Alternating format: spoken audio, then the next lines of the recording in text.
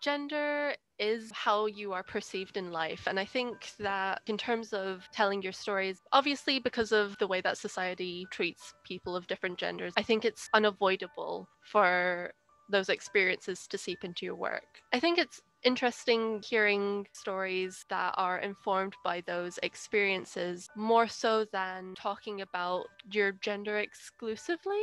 I think it's good for better understanding each other. People of different genders, from marginalized genders, look out for these kinds of messages much more than maybe a cisgender man might passively take it in without thinking too deeply about the connotation. And I think what is important is that people from non-marginalized genders are aware of that and actively try to take those perspectives in. Representation in gender and media is very important to better understand each other and to also better understand yourself as well, particularly for marginalized genders. And for people who aren't of marginalized genders, it's important for them to better understand experiences that aren't their own, to better create a more stronger community, a safer community as well. A lot of the stuff that's been happening politically has really highlighted that despite safety being a massive everyday part of marginalized genders' lives, a lot of cisgender men, for example, don't even realize it's really important for men to be aware of it and to actively work to make the world a safer place, especially for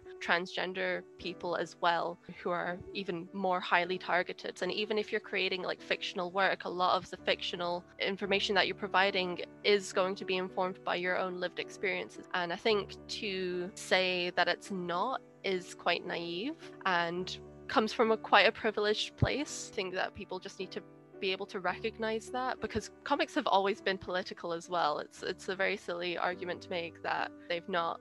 It's always been there. It's kind of unescapable. We live in a very gendered society. It's something that we all grow up with, whether we like it or not, and wrestle with to a greater or lesser extent. And definitely I think it's a big part of my work. It's not super intentional, but you'll look at something you drew and go, oh, this is actually about being a woman, or oh, this is actually about this. I don't think it's not something I'm super preoccupied with. I try not to, I'm not setting out to make feminist comics or anything like that. I want to make comics about weird monsters and fairy tales. It's just that these things already have, especially fairy tales, are full of gender politics. So you have to kind of be aware of that and have some kind of consciousness of that. It's hard not to be aware, especially if you're a woman or a gender minority working in comics, that people are bringing their own kind of perspectives to things, and you get told, oh, you don't draw like a girl, or I wouldn't have known that you were a girl from the way that you draw, as if that's a compliment, which is really weird. I know that I'm drawing stories that I think stand up, and so long as you're kind of happy with that, then I don't know what else I can really aim for. For a long while, I thought, oh, I don't do autobiography. I'm just interested in fantasy and telling stories. I don't really want to put too much of myself into my work. But you're gonna putting big parts of what is important to you in your work is how they matter to yourself and how they end up mattering to other people, I think. So definitely, as I've become more aware of my own kind of identity, especially with regards to gender and sexuality, it's definitely something that I'm more aware of in my own work, especially because I'm asexual. Loneliness is a big problem. It's something that you have to be aware of, just because of the way that our society doesn't necessarily prioritize platonic and queer platonic relationships for adults. I think being aware of that in your work and definitely being aware of how I'm thinking about loneliness and how I'm portraying characters has really helped me say, well, I'm gonna make lonely characters because that speaks to me, but I'm gonna give them really good outcomes, and I'm gonna look at the ways that they can step outside of that and find relationships that are meaningful and find communities, and I'm gonna use that to build and ask myself what I want out of life. And I think that can be really fulfilling in quite a kind of self-indulgent way sometimes, but certainly when you've got stuff like fairy tales and folklore to balance it out, it gives it perhaps a bit more grounding. Gender obviously does play a big part in how you create. It's weird, something that should be really uppermost in my mind, but it kind of isn't. It feels like a weird flaw that I don't think about my gender enough. And how do people look at my work? I don't know, because I don't actually know who buys my work enough. And it was quite clear with The Inflatable Woman that a lot of women were more likely to buy it. And it was often because they knew someone or they'd had breast cancer. So that was very kind of gender specific. Wolf a little bit less so, and the main character is a boy as well, which I did on purpose. So that was an interesting thing, which I couldn't quite get my head around why I was doing that. But I was quite decisive that the main character of Wolf would be a boy and not a girl. And I still wonder if I was kind of protecting myself a little bit there. But it was also because I thought the story would go in a different direction. If I focused on the main character being a girl, it would be what it is for a girl to lose her father at a young age. And I just thought, I think that's going to take me off in all sorts of different directions, and it won't end up just being about grief. It will be about female identity without a male. Yeah, I can think of a lot of artists where actually the gender aspect seems to be a bigger part of their work, almost as a political part of their work as well. It's a good question, but it doesn't seem to be one that I'm thinking of overly. But maybe I should. I can start thinking about it from now. I've been giving this some thought. I think all the different composite parts that make up your individual identity change how you view things. So like two totally different people will read the same thing and have a completely different perspective of it because that's informed by their own identity. And when I was thinking about it, I remembered there have been a couple of times where I've read a comic and you're reading a character and you're like, this has been written by a cis white dude. I wouldn't be able to explain how I know that, but it's like a weird spider sense. And then you find out and you're like, I guess. There can be a lack of authenticity, which at best can be a bit irritating and at worst can be like super offensive, because as a creator, when you're writing a story, kind of your personal biases and everything will ultimately inform what you're writing. Like people say you can totally separate and it's just entertainment, but that's a load of bollocks. So sometimes you really get an impression that someone's written a character of a different identity for themselves based on what they've seen in media or like tropes rather than any kind of lived experience, which is frustrating. Yes.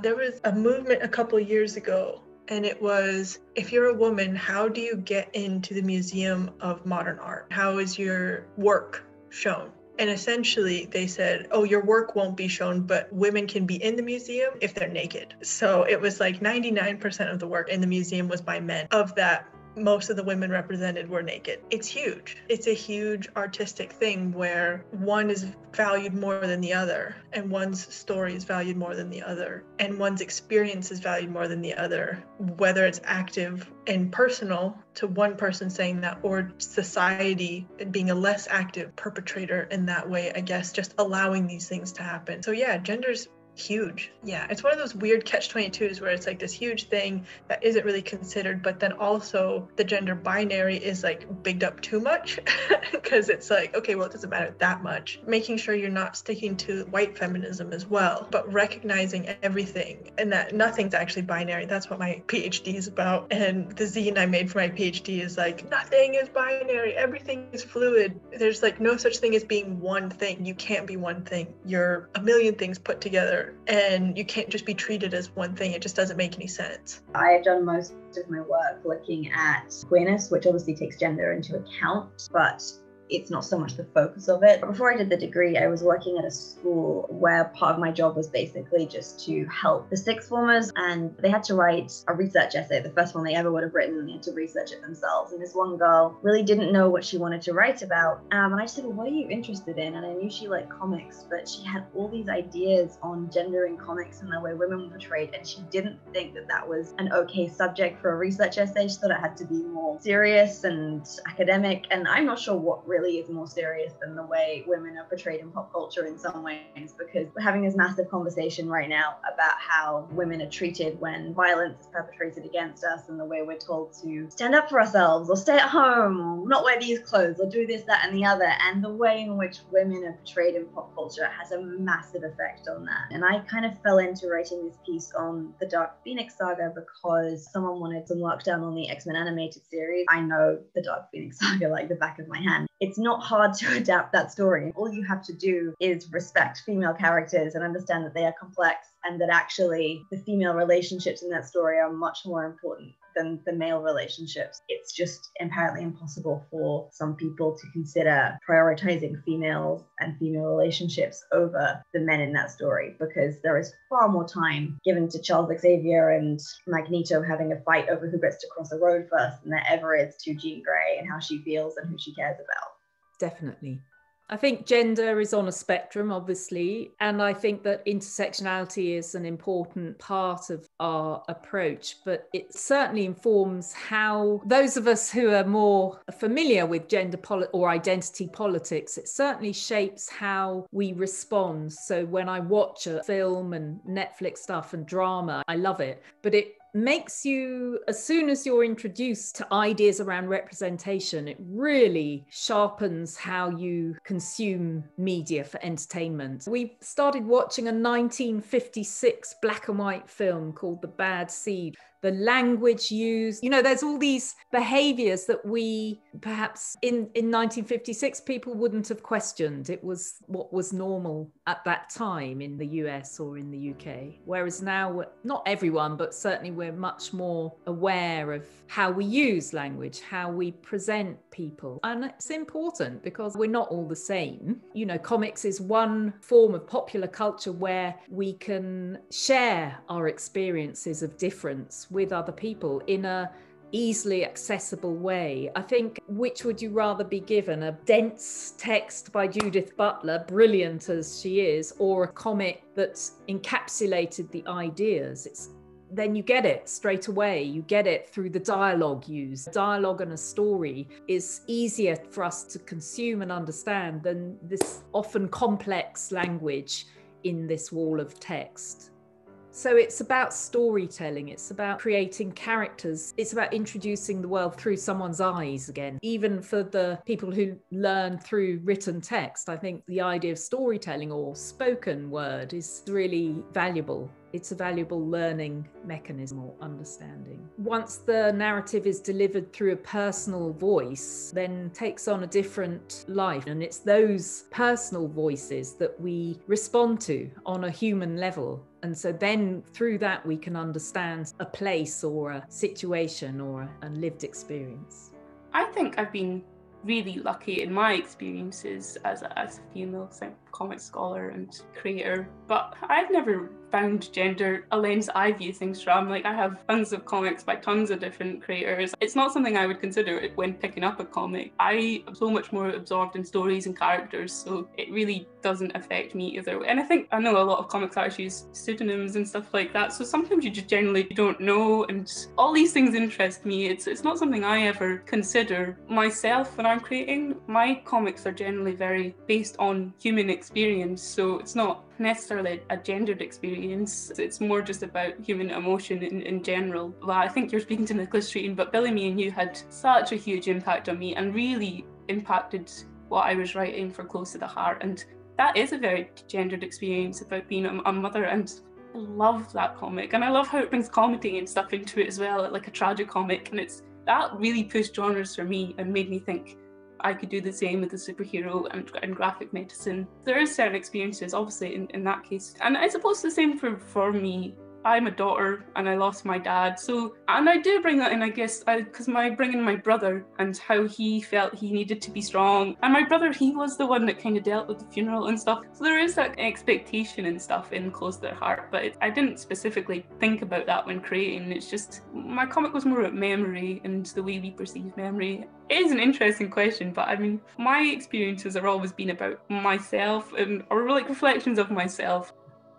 It's really embedded in our sense of identity, our sense of selves. Consciously and unconsciously, we will view everything with a certain amount of gendered context thrown in. Won't even necessarily know.